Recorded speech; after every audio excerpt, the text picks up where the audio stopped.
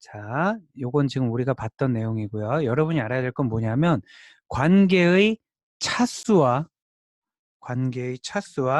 관계의 대응수에 대해서 알아야 되고 이것도 마찬가지로 어렵습니다. 자, 오늘 배우는 것 중에 제일 중요한 걸 두 가지를 뽑아서 얘기하자면은 하나는 아까 키 설정하는 거. 이게 키다 아니다라는 거. 뭐 복합키도 그 중에 하나가 되겠죠. 키다 아니다라는 걸 찾는 게 제일 중요한 이슈고요. 그만큼 또 중요한 이슈가 관계의 대응수가 되겠습니다. 관계의 대응수. 그런데 아쉽게도 실무에서는 이 용어도 짬뽕을 해서 써요. 짬뽕을 해서 쓰는데 실무에서는 뭐라고 쓰냐면 이렇게 써요. 잠깐만요. 자, 실무에서는 차수가 영어로는 디그리 또는 카디넬러티다 이렇게 얘기를 해요. 실무에서는 디그리라고도 하지만 카디넬러티다라고 얘기를 하고 요거를 더 많이 써요. 디그리보다 카디넬러티를 더 많이 써요. 자, 실무에서는 그렇고요. 우리는 그건 나중에 2학기에 볼 거고 우리 수업 시간에는 아카데믹 버전으로 하면 차수는 디그리고 대응수는 카디넬러티입니다. 자, 그러면은 자, 이번에는 한번 승희 양이 손가락으로 이렇게 그 표시를 해보세요. 자, 여기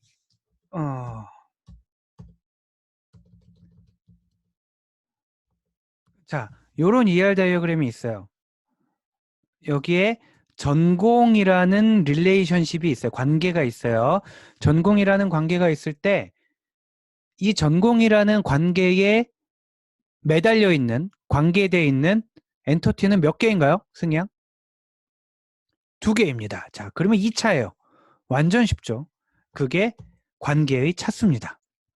자, 관계의 차수라는 거는 관계에 참여하는 개체의 수. 방금 2개라고 그랬잖아요. 그거를 바이너리라고 그래요. 영어로 바이라고 하게 되면 바이시클 할 때 바이가 2개라는 뜻이잖아요. 바이너리 해서 비트 할 때도 마찬가지죠. 그래서 관계에 참여하는 개체의 수가 2개면 바이너리. 근데 가끔 어떤 게 있냐면 이런 게 있어요. 우리 강의 노트 뒷부분쯤에 나오는데 어떤 프로젝트에 어떤 부품을 어떤 업체가 공급한다. 뭐 이런 것들이 있어요. 그러면 얘는 관계 하나에 개체가 3개 매달려 있잖아요. 그러면 이런 거를 우리가 터널이라고 합니다. 3개가 매달려 있다고 해서 터널이라고 얘기를 하고요. 마지막 우너리는 개체가 있는데 얘 혼자 관계를 맺는 거예요. 얘 혼자 관계를 어떻게 맺겠어요? 그림으로 표현하면은 이렇게 됩니다. 다시 그림으로 표현하면 이렇게 됩니다. 해서 사실은 이 릴레이션십 관점에서 보면 왼쪽으로도 팔이 뻗어나가고 오른쪽으로도 팔이 뻗어나가니까 마치 바이너리인 것 같잖아요. 마치 바이너리인 것 같은데 왼쪽으로 가서 한 대 때리고 오른쪽으로 가서 한 대 때려봤더니 결국 같은 애가 맞았다라는 거예요. 그러면 한 놈이 맞은 거잖아요. 그런 거를 우리가 우너리 릴레이션십이라고 표현을 하고요. 우리 아까 봤던 이그젠플에서도 직원이 관리한다 직원을, 결혼정보회사에서 회원이 결혼한다 회원과, 이런 게 이제 우너리 릴레이션십이 되겠습니다. 이거는 어렵지 않단 말이에요. 그래서 이 관계가 몇 차이냐라고 물어보면 그 릴레이션십에 매달려 있는 엔터티가 몇 개인지 보면 차수가 나오게 되는데, 실무 사람들을 만나보면 차수가 너무 어려워. 그건 대응수가 어렵다라고 얘기하는 거예요. 자, 대응수는 뭐냐? 일단 이해가 안 되는 말로 정의부터 얘기를 하면 해당 개체가 해당 관계에서, 그러니까 요 개체가 요 관계에서 참여할 수 있는 인스턴스의 최대수, 무슨 말인지 모르겠고요. 대신 종류에 뭐가 있는지만 보고 가면 1대1 관계가 있고 M 대 N 관계가 있고 1대 n. 이건 서로 왼쪽으로 쭉 뒤집으면 n 대 1이니까 똑같아요. 자, 1대 1 관계, 1대 n 관계, m 대 n 관계가 있습니다. 자, 요것들을 살펴보도록 할게요. 자, 오른쪽 위에 있는 요 그림은 아까 앞 페이지에서 봤던 그 정의 있잖아요. 요 정의. 해당 개체가 해당 관계에서 참여할 수 있는 어쩌고 저쩌고 저쩌고. 그래서 그 정의에 맞게 한번 써본 건데 요거는 그냥 제가 잠깐만 설명드리고 어려우니까 아래 걸 갖고 다시 할 거예요. 자, 홍길동은 전공과가 하나밖에 없어요. 모든 학생, 다전공, 부전공 지금 생각하지 않을 거고요. 모든 학생은 하나의 전공을 가져요. 슉슉 이렇게 돼 있어요. 그런데 요 하나의 MIS라는 과에는 홍길동도 있고 강감찬도 있고 김유신도 있어요. 아, 그러면은 MIS 학과에는 여러 학생이 포함될 수 있구나라는 걸 알 수가 있죠. 제가 이런 식으로 계속 질문을 드릴 겁니다. 계속 질문을 드릴 거라서 이거는 뭐 누가 한 명 해볼까요? 자, 오수진 양 한번 마이크 켜보고요. 네, 오수진 양 마이크를 켜보고요. 자, 요거는 그냥 답이 둘 중에 하나예요. 답이 하나요, 아니면은 많아요. 이렇게 둘 중에 하나만 대답해 보면 되겠습니다. 오수진 양 음소거를 제가 네, 해제가 됐고요. 자, 전공을 먼저 보도록 할게요. 전공. 다전공, 부전공 없다라고 얘기를 했고요. 다전공, 부전공 없고 하나의 학생이 전공 학과를 몇 개 가질 수 있나요? 한 개요. 한 개를 가질 수 있죠? 그리고 하나의 학과에는 그 학과를 전공하는 학생이 몇 명 있을 수 있나요? 여러 명. 네, 됐습니다. 네, 마이크 자 꺼드릴게요. 숨 쉬세요. 네.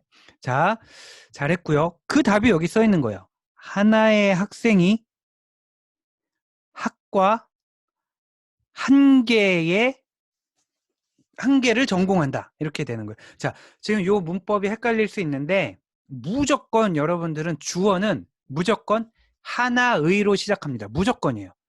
하나의 학생이, 하나의 학과가, 하나의 과목이. 그래서 주어는 무조건 하나의로 시작하는 거예요. 무조건이에요. 그리고 목적어가 몇 개인지가 관건인데, 자, 지금 보면, 자, 하나의 학생이 학과 하나를 전공하기 때문에 이렇게 쓴 거고요. 그리고 반대쪽에서는 하나의 학과에 전공하는 학생이 여러 명이기 때문에 N이라고 쓴 거예요. 무조건 하나의 학생이, 하나의 학과가 이런 식으로 시작을 합니다. 그래서 얘를 1대 N 관계라고도 하고 1대 다 관계라고도 하고 거꾸로 뒤집어서 N 대 1이라고도 하고 다 대 1이라고도 합니다. 자, 다음 거를 보면 학생과 학과를 보면 어떤 학생이 나 과대표야 라고 얘기를 할 때 그 학생이 몇 개의 과에서 과대표를 맡을 수 있냐? 하나의 학생이 최대한 많아봤자 몇 개의 학과 과대표냐? 하나죠. 소속을 하나밖에 못하는데 과대표를 여러 개 할 수가 없잖아요. 다음 거꾸로 이번엔 반대 방향으로 하나의 학과에 과대표 학생, 이거는 과 학생회장을 얘기하는 겁니다. 하나의 학과의 학생회장은 우린 지금 비대위죠. 자, 학생회장은 많아야 몇 명이냐라고 물어본다 그러면 한 명이란 말이에요. 자, 이렇게 되는 거고요. 얘를 우리가 1대 1 관계라고 얘기를 합니다. 그리고 마지막 거, 우리 아까 오늘 수업 첫 시간부터 좀 봤던 거죠. 하나의 학생이 과목을 몇 개를 수강할 수 있느냐? 여러 개 수강하잖아요, 여러분들. 그러니까 N이라고 쓰고요. 하나의 과목을 학생 몇 명이 듣냐? 여러 명이 들으니까 여기도 N이라고 쓰는 거예요. 그런데 N이라고 쓰게 되면 마치 양쪽이 학생이 5이면 과목도 5, 학생이 10이면 과목도 10 이런 느낌을 주잖아요. 그래서 N이라고 안 쓰고 많다란 뜻으로 다른 알파벳을 써서 M 대 N이라고 합니다. 그래서 보통 바이너리일 때 다대다는 M 대 N이라고 쓰고요. 터너리일 때 다대다는 M 대 N 대 P. 그건 나중에 이제 보게 될 텐데 M 대 N대 P라고 이렇게 하게 됩니다. 그래서 여기서 지금 중요하게 여러분이 살펴본 게 디그리, 차수와 카디널러티 대응수를 살펴봤는데 둘 다 중요한데 차수는 쉬우니까 문제가 안 되고 대응수가 굉장히 어렵습니다. 그래서 이 개념을 자 익히고 하도록 하시고요. 자, 혹시 질문이 있으면 또 하세요. 30초만 쉬었다 할게요.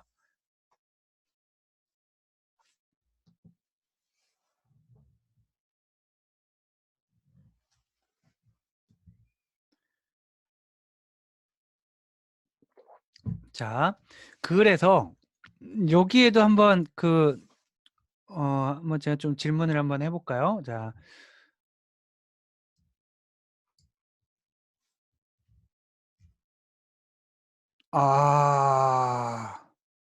개체의 관계는 양방향으로 생각하는 것이 좋나요?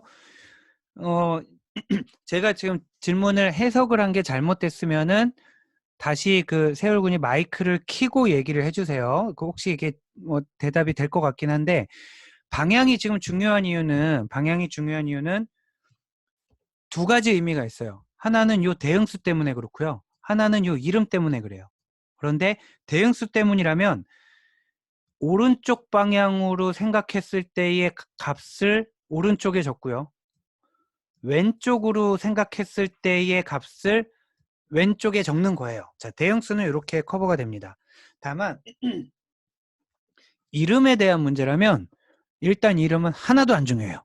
이름은 하나도 안 중요하고 여기에다가 그냥 R1이라고 적고 뭐 R2라고 적고 혹은 학생 언더바 학과라고 적어도 되고 이름은 관계의 이름은 아무것도 중요하지 않아요. 왜냐하면 다음 시간에 테이블로 만들면 관계 이름은 없어질 거기 때문에 중요하지 않아요. 그럼에도 불구하고 관계의 네이밍 규칙은 있습니다. 관계의 네이밍 규칙은 오른쪽에서 왼쪽으로 읽었을 때 말이 되면 좋고요. 위에서 아래로 읽었을 때 말이 되면 좋아요. 그 말은 학생이 이거 사실 영어로 했을 때 더 이렇게 되는데 영어로 했을 때 뭐 만약에 student takes course라고 하는 게 자연스러운데 이거를 다시 student 오른쪽에서부터 읽어서 course is taken by student 이렇게 하지는 않아요. 그래서 일반적으로 이름은 왼쪽에서 오른쪽으로 네이밍을 하고 위에서 아래로 하는 거지만 중요하지 않아요. 네, 세율군 답이 됐나요? 혹시 안 됐으면 마이크를 켜고요. 되었습니다. 네, 좋습니다. 자, 이거부터 좀 헷갈릴 거예요. 자, 이번에는 한번 누가 한번 아까 희동군이 지금 있나요? 네, 희동군이 지금 네. 자, 한번 희동군이 대답을 해보세요. 지금 화면에 학생이 지금 우리 80명 가까이 있어서 제가 잘 못 찾겠는데, 자, 한번 대답을 해보세요. 직원과 부서는 N대 1의 관계입니다. 자, 직원 하나에 부서가 한 군데 소속이 돼 있어요. 나는 뭐 마케팅부 뭐 이런 식으로 소속이 돼 있어요. 그런데 부서 하나에는 직원이 여러 명이 소속이 돼 있어요. 그때 뭘 관리하고 싶냐면 어느 직원이 어느 부서에서 몇 년도 몇 월 며칠부터 근무를 시작했는지를 보고 싶은 거예요. 몇 년도 몇 월 며칠부터 근무를 시작했는지 보고 싶어요. 그래서 근무 시작일이라는 속성을 넣었어요. 자, 그렇다면 근데 만약에 어떤 이유에서든지 어떤 이유로 인해서 이 근무 시작일을 근무라는 릴레이션십에 넣지 말고 직원으로 붙이던가 부서로 붙이든가 빨리 옮기래요. 아무튼 옮기래요. 그러면 어느 쪽으로 붙여야 될 것 같고 그 이유는 뭔지 한번 얘기해 볼까요, 희동군? 잠깐만 생각하고 대답하겠습니다. 네, 생각을 네, 2초만 하세요.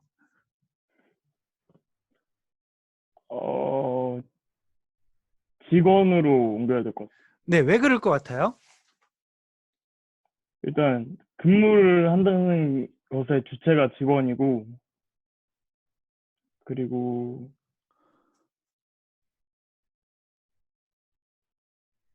근무를 시작할 수 있는, 그러니까 근무를 시작하는 것의 주체가 직원인데 그 직원마다 근무 시작일은 하나씩밖에 올 수 없는데, 어, 만약에 이게 어. 부서가 된다면 여러 명의 직원이 근무 시작일이 다 다를 수가 있으니까 근무 시작일이라는 것의 속성이 여러 개가 생길 수 있을 것 네. 희동군 혹시 지금 재수강인가요?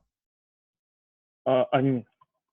어, DB 공부를 따로 했나요? 안 했습니다. 네, 훌륭합니다. 네, 지금 아주 정확하게 얘기를 해줬고요.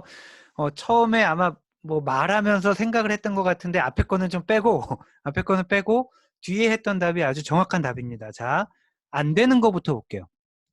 얘를 1위로 보낸다 그러면 부서 하나를 쿡 집었어요. 부서 하나를 쿡 집어서 영업부예요. 영업부에 그 영업부를 하나 쿡 찍어서 근무 시작일이 몇 월 며칠이죠? 그러면 당황할 거란 말이에요.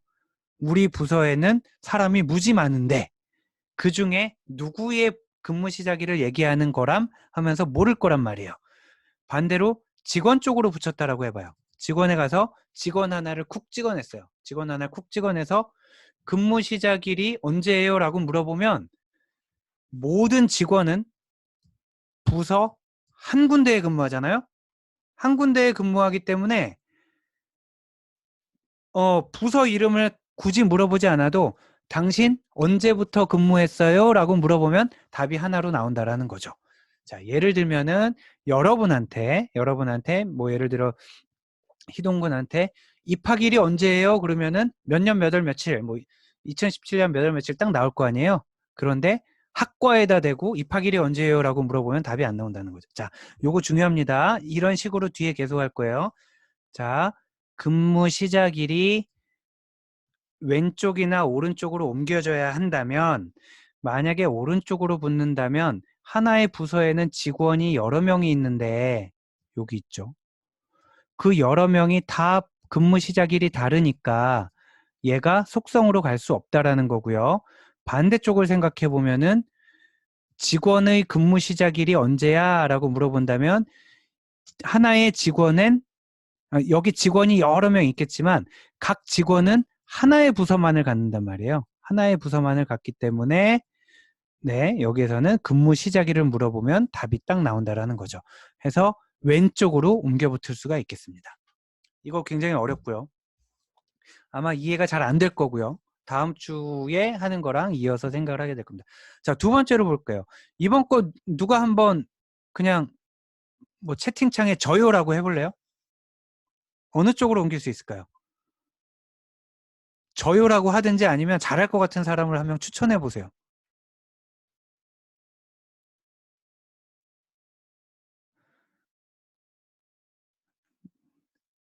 자, 이번에 아니면 제가 박단비양 한번 해볼까요?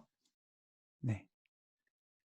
박단비양. 자, 관리 시작일이 일단 제 생각에는 이거 틀릴 겁니다. 이게 제 단비양 얼굴을 보고 틀릴 거라고 예상한 게 아니라 늘 틀려왔어요. 해마다. 자, 관리 시작일을 왼쪽 오른쪽으로 옮긴다면 왼쪽으로 옮겨야 될까요? 오른쪽으로 옮겨야 될까요? 아무 데나 옮겨도 될 것 같아요. 이번 학기 왜 이러죠, 다들? 단비양 재수강 아닌가요? 네. 네, 대단하네요. 자, 왜 그렇죠? 설명을 한번 해보세요. 1대1 관계이기 때문에 하나의 직원이 하나의 부서에만 속하고 또 하나의 부서에는 한 명의 직원밖에 없기 때문에 네. 관리 시작일이 직원 쪽으로 가든 부서 쪽으로 가든 여러 개의 값이 나올 수 없어요. 네, 아주 훌륭합니다. 마이크 계속 켜고 있고요. 내친 김에 그러면 뒤에 것도 한번 해보세요. 잠깐만요. 네, 이것도 한번 해볼까요? 그러면 이거는 어디로 갈 수 있겠어요? 갈 수 없어요. 네, 이건 왜 그렇죠?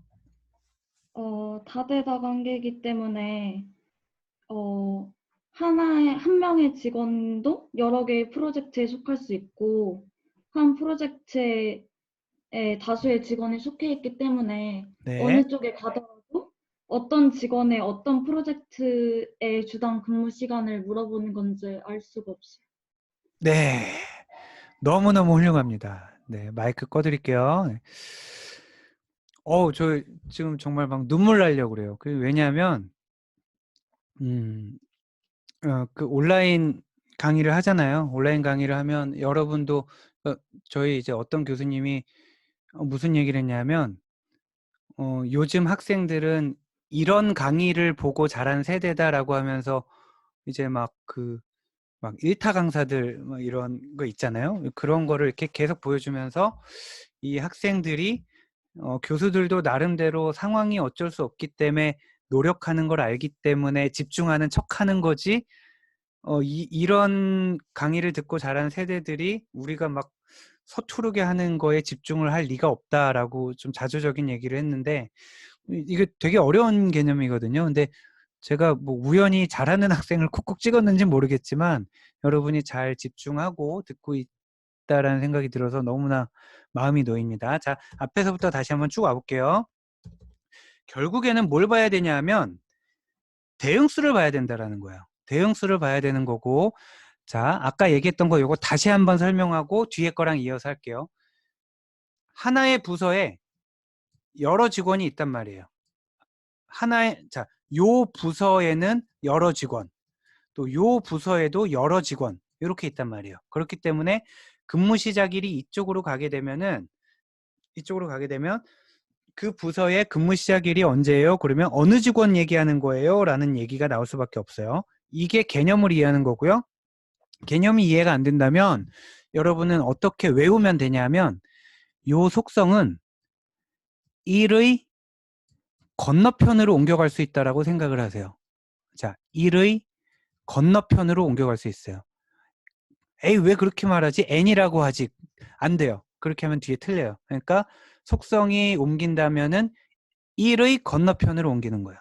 자, 두 번째 거 개념을 설명하면 아까 담비양이 뭐 군더더기 없이 정확히 얘기를 해줬어요.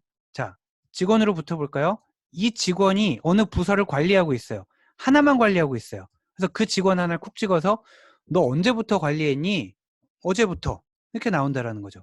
이쪽으로도 가요. 어느 부서 뭐 자재부에 가서 그 자재부 부서장이 부서장이 언제 왔지? 어제 왔어. 왜냐하면 부서장이 한 명이란 말이에요. 네. 네, 좋습니다.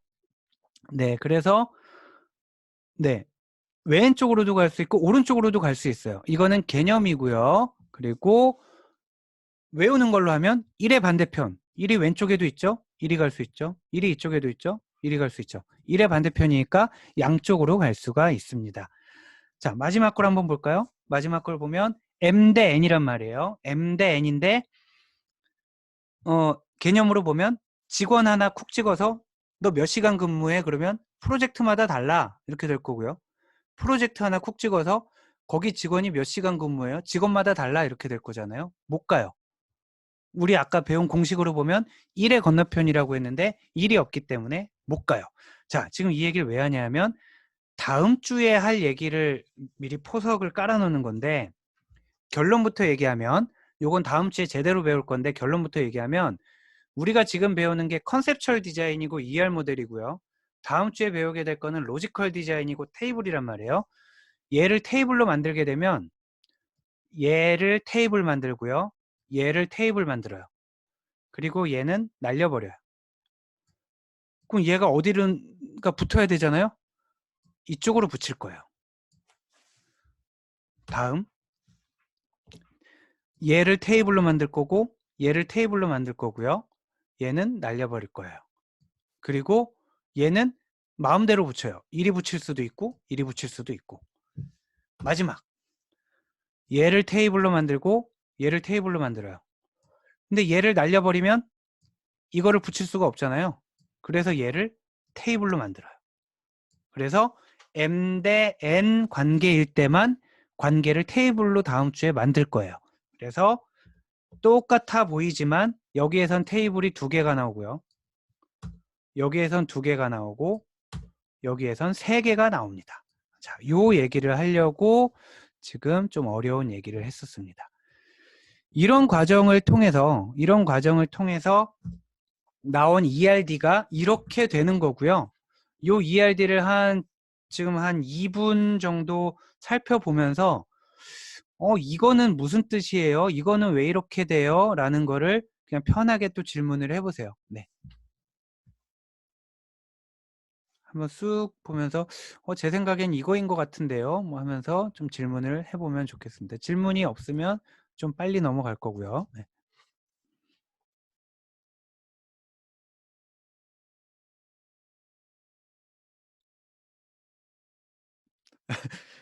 대응수는 원래 ERD에 쓰여 있나요가 아니고 여러분이 써야 되는 거예요, 이제. 네. ERD에 아까 우리가 그 스키마라고 그랬잖아요. 그 테이블 스키마를 만든다고 그랬잖아요. 그 스키마를 만들기 위해서는 ERD가 지도 역할을 하잖아요. 그 지도에 대응수가 써 있지 않으면 스키마를 못 만들어요. 그래서 여러분이 DB 설계를 한다 함은 지금 화면에 보이는 이런 그림을 그린다라는 거예요.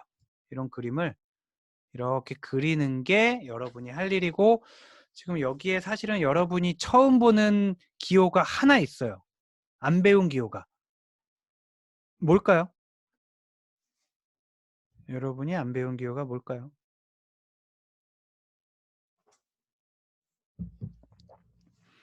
네. 부양가족, 요게 연결된 거예요. 자, 요게 요렇게가 지금 다 여러분이 처음 보는 건데, 요게 weak entity, 약성 개체라는 거고요. 아까 잠깐 뒤에 설명한다라고 얘기했던 것 중에 개체 중에 키를 안 갖는 개체가 있을 수도 있고, 그건 뒤에 얘기한다고 그랬잖아요. 그게 요 부분입니다. 요거는 좀 이따 얘기할게요.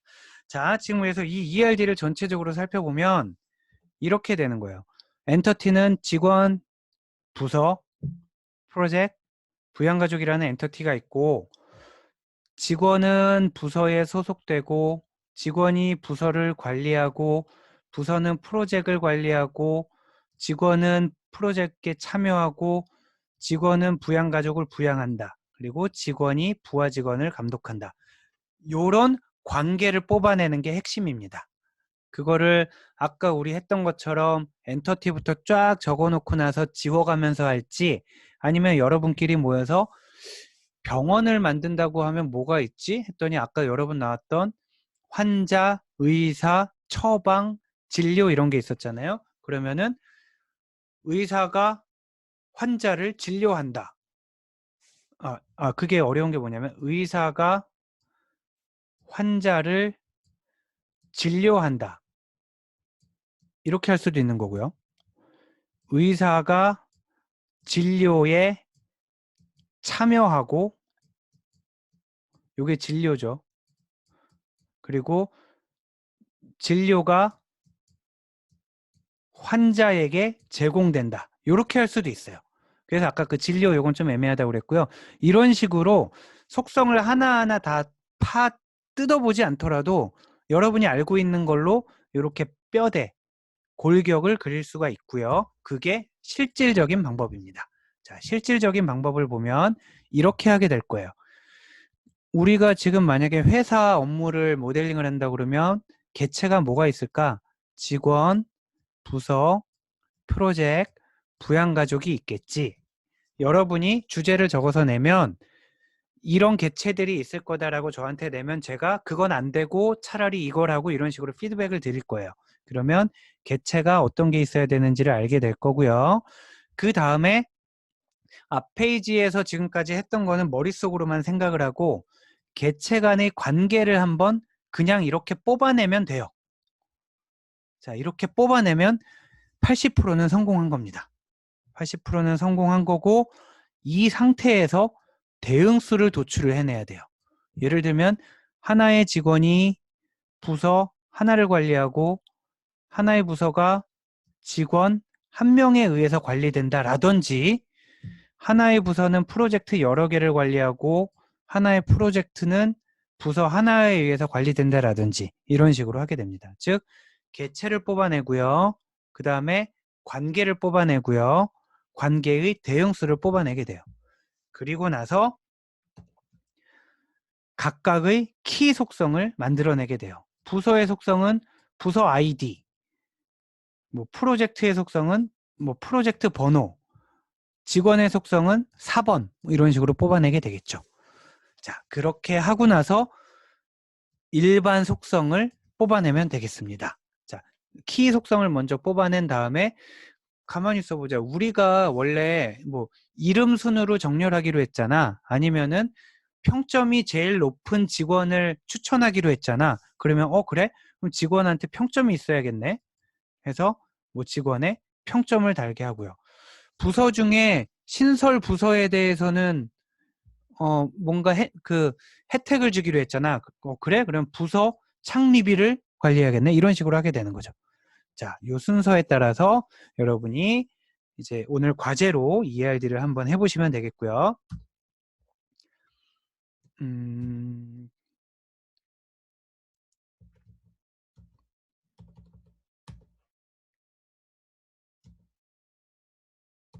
자, 오늘 위익 엔티티까지만 하도록 하겠습니다. 위익 엔티티까지만 하고 과제를 설명할게요. 자, 해서 우리가 지금까지 배운 여러 가지 노테이션들을 살펴보면 엔터티는 이렇게 표현을 하고요. 릴레이션십은 이렇게 표현하고요. 요거 두 개만 좀 이따 배울게요. 그리고 애트리뷰트는 이렇게 표현을 하는데 그 애트리뷰트가 마침 키였다. 그러면 이렇게 표현을 하고요. 그리고 값을 여러 개 갖는다. 멀티밸류드였다. 그러면은 이렇게 표현을 하고요. 그리고 딜라이브드였다. 그러면 점선으로 표현을 하고 컴포짓이었다. 그러면 이렇게 표현을 한다라고 했고 나머지 마지막 하나 위익 엔터티를 아직 안 배웠습니다. 그래서 위익 엔터티는 뭐냐면 엔터티는 엔터티인데 자기 혼자는 키를 못 갖고 있는 거예요. 자기 혼자는 키를 못 갖고 있는 거예요. 예를 들면은 얘를 어떤 걸로 드는 이건 늘 자 이렇게 되는 거예요. 자 키라는 거는 뭐냐면 그 값을 하나 댔으면은 그 엔터티에 속한 여러 가지 인디비주얼 중에서 한 녀석이 튀어나와야 된다고 그랬잖아요. 근데 예를 들면은 이렇게 되는 거예요. 우리가 방에 방 번호가 있어요. 그리고 수용 인원이 있고 타입이 있어요. 예를 들면은 우리가 수업을 정상적으로 했다면 하게 될 강의실의 번호는 413호 강의실이에요. 우리는 413호 강의실이고 거기는 45명을 수용할 수 있고 타입은 계단형 전산실이다. 뭐 이렇게 하겠습니다.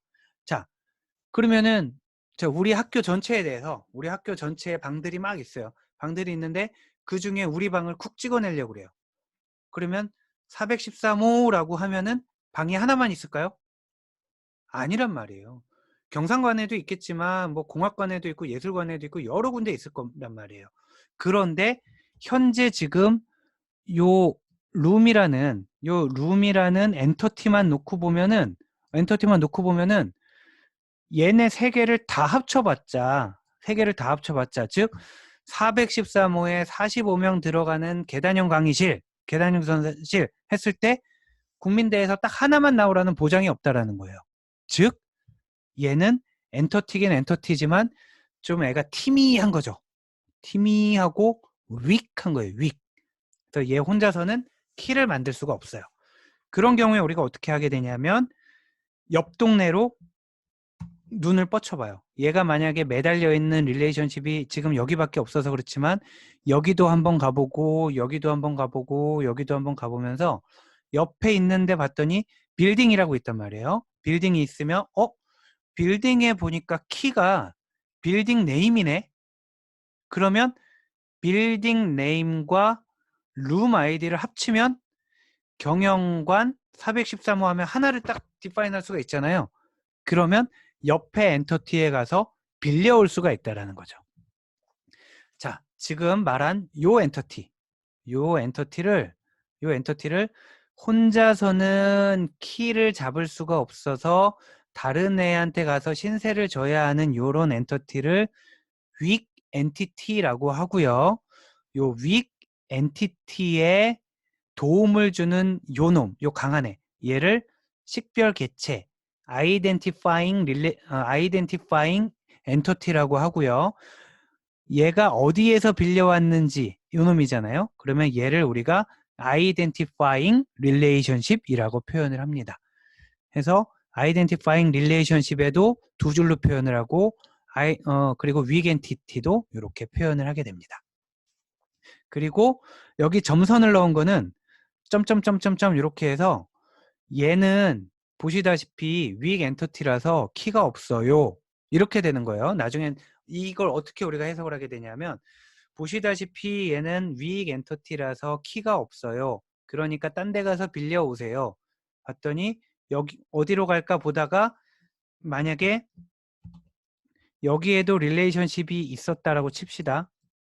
어디 가서 빌려올까 하다가 봤더니 여기가 두 줄이잖아요. 여긴 두 줄이 아니고 그러면 얘한테는 신세를 안 진 거예요. 신세를 안 지고 이쪽으로 가서 빌려오는구나. 갔더니 프라이머리 키가 여기 있죠. 키가 여기 있죠. 그러면 얘를 빌려오면 키가 됩니다. 근데 혼자선 안 되고 저도 좀 도울게요. 라는 뜻으로 점선을 그어 놓는 거예요. 그거를 우리가 파셜 키라고 부릅니다. 부분 키. 아직 키는 아니고 키의 일부가 될 녀석이에요. 그래서 weak entity는 부분 키도 안 가질 때도 있는데 부분 키만 갖거나 아니면 부분 키도 없거나 아무튼 완전한 키는 갖지 않습니다. 자, 여기까지 하고요. 다음 주에 터널이랑 일반화, 제너럴라이제이션은 다음 주에 배우도록 하고 숙제를 약간 딜레이가 됐는데 한 5분만 더 숙제를 설명하도록 할게요. 여러분이 이제 내야 되는 결과는 이런 걸 그려서 내면 되는 거예요. 이런 거를 그려서 내면 되는데 파워포인트를 이용해서 그려도 되겠고요. 아니면은 뭐 전문 툴이 있어요. 다이어그램 그리는 ERWin 뭐 이런 걸 써도 되겠고 아니면 MS 비지오를 써도 되겠고 근데 일반적으로 파워포인트가 여러분이 익숙할 것 같고요. 그리고 정 안 되면 손으로 자대구 그려서 이렇게 좀 스샷을 떠서 하면 되겠고요. 정답이 하나는 아니고 몇 가지가 있을 텐데 여러분끼리 한번 같이 고민도 해봐도 좋겠고 원래는 요건 좀 고민 중이었는데 결정을 했습니다. 원래는 이거는 팀별로 받았던 거예요. 팀별로 여러분 이때쯤이면 이미 팀 편성이 끝나 있기 때문에 팀별로 하나씩만 내면 되는 거였는데 여러분 팀 편성이 안 됐기 때문에 개인으로 받으려고 하다가 개인으로 내도 되겠고요. 만약에 여러분끼리 지금 여기 채팅방을 통해서든지 아니면 뭘 통해서든지 여러분끼리 팀을 짜잖아요. 그러면은 팀으로 해서 내도 되겠습니다. 다만 팀으로 낼 때는 누구랑 같이 내는 건지 제가 모르니까 ERD 위에다가 예를 들면 노의민, 한준희, 이승희, 박준용 이렇게 한 팀이다라고 해서 한 명만 제출하면 되겠어요. 다만 팀을 구성할 때는 3명은 안 되고요. 2명이거나 4명만 가능합니다. 자, 2명이거나 4명만 가능합니다. 아니면 혼자 내든지 2명이 팀을 짜서 내든지 앞분반 뒷분반 합치면 안 돼요. 네, 좋은 질문인데 앞분반 뒷분반 합치면 안 돼요. 왜냐하면 나중에 턴 프로젝트를 하게 되면 이 팀으로 그대로 가서 점수를 매겨야 되기 때문에 앞뒷분반을 합치면 안 되고 각자 자기 분반 안에서 혼자 하든지 둘이 하든지 넷이 하든지 이렇게 해서 숙제를 제출을 하면 되겠고요. 이 숙제는 제가 하나하나 틀릴 때마다 감점을 시키진 않을 거예요. 하나하나 감점을 시키진 않을 거고 A, B, C로만 매겨서 A등급, B등급, C등급으로만 매길 텐데 하나 카디넬러티 하나도 전혀 틀린 게 없는 완벽한 답안이 나오면 A를 줄 거고요. 그리고 이건 해도 너무하네. 자괴감이 드는군. 이 정도로 성의 없게 하면은 C를 줄 거예요. 그렇지 않고 최대한 말도 안 되지만 어떻게 해서라든지 좀 했다. 맞은 것도 있고 틀린 것도 있다. 그러면 B를 줄 겁니다. 대략 비율을 따져본 건 아니지만 여러분들 100명이 있다면 100명 중에 A는 한 2명 될 것 같고요. C는 한 5명 될 것 같고요. 그리고 나머지가 다 B일 거예요. 그러니까 한번 시간에 맞춰서 내는 거에 의의를 두고 여러분이 제출을 하시면 되겠습니다. 자, 혹시 질문 있으면 이번 주 과제에서 구성한 팀이 한 학기 동안 가려고 해요. 이거를 그래서 아직 팀 구성이 좀 애매한 학생은 그냥 팀 구성을 하지 말고 혼자 내는 게 좋을 것 같아요. 혼자 내고 팀 구성을 하고 나서 나중에 중간에 바꾸는 거는 좀 어려울 것 같고요. 아까 그 처음에 말씀드렸지만 텀 프로젝트를 팀으로 할지 개인으로 할지 또 아직 좀 상황을 본다고 그랬잖아요. 그래서 만약에 팀으로 하게 되면 만약에 숙제를 이번에 4명이 써서 냈다. 그러면 그 팀은 그대로 하나가 될 거고요. 그리고 2명을 써서 냈다. 그러면은 2명과 나머지 멤버를 한 명 한 명을 붙일 거예요. 혹은 2명과 2명을 붙일 거예요. 그리고 나머지 한 명 안 써낸 학생들은 제가 알아서 묶을 거예요. 근데 3명은 왜 쓰지 말라고 하냐면 3명이 쓰게 되면 나중에 나머지 한 명을 제가 이렇게 같이 팀을 편성을 하잖아요. 그럼 이 3명이 한 명을 괴롭혀요.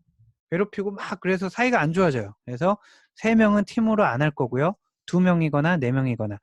다시 한번 강조하면 대신 그렇게 해서 낼 때는 누구누구가 같이 한 거다라는 거를 ERD에다가 적어서 내주세요. 자, 또 질문 있으면 할까요?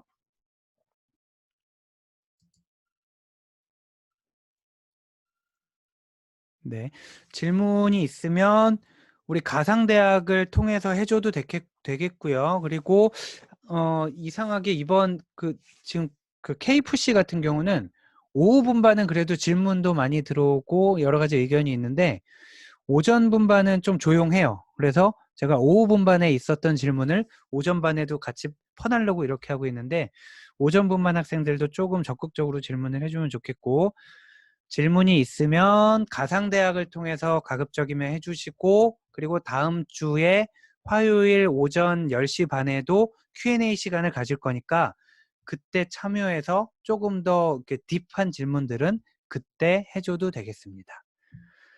자, 오늘 여러분들 대단히 수고 많았고요. 그래서 여러분들 잘 마무리하시고 다음 주 수업 시간에 또 만나겠습니다. 자, 수고했습니다.